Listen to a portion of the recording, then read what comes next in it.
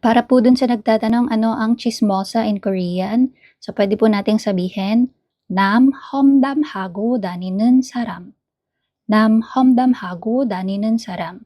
Nam, yung nam po dyan means ibang tao.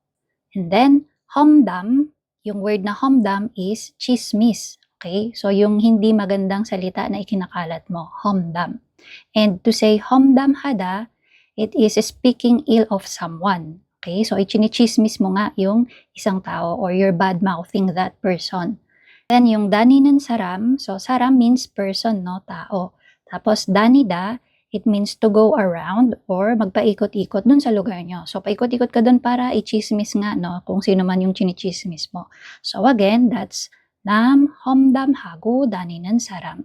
Examples, madalas siyang manira or mangchismis ng ibang tao. 걔는 사람들 험담을 자주 해. 걔는 사람들 험담을 자주 해. Tigilan mo ng paninira sa akin. 내 험담 좀 그만해. 내 험담 좀 그만해. Ang dami talagang chismosa sa lugar namin. 우리 동네에 진짜 험담하는 사람들이 많아. 우리 동네에 진짜 험담하는 사람들이 많아. Bakit parang bad mood ka? No, 왜 이렇게 기분이 안 좋아 보여? May nagchismis daw kasi sa akin sa trabaho. 회사에서 누가 내 험담을 했대. 회사에서 누가 내 험담을 했대. Ha? Sino daw? Huwag mong pansinin, marami talagang ganyang tao.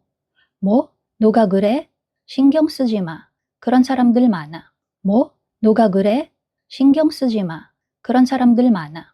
Narinig ko chinichismis mo na naman ako 너 또 내 험담하고 다닌다며? 너 또 내 험담하고 다닌다며? hindi hindi kita chinichismis. 아니, 너를 험담한 적 없는데? 아니, 너를 험담한 적 없는데? Huwag ka nang magsinungaling, narinig ko na lahat.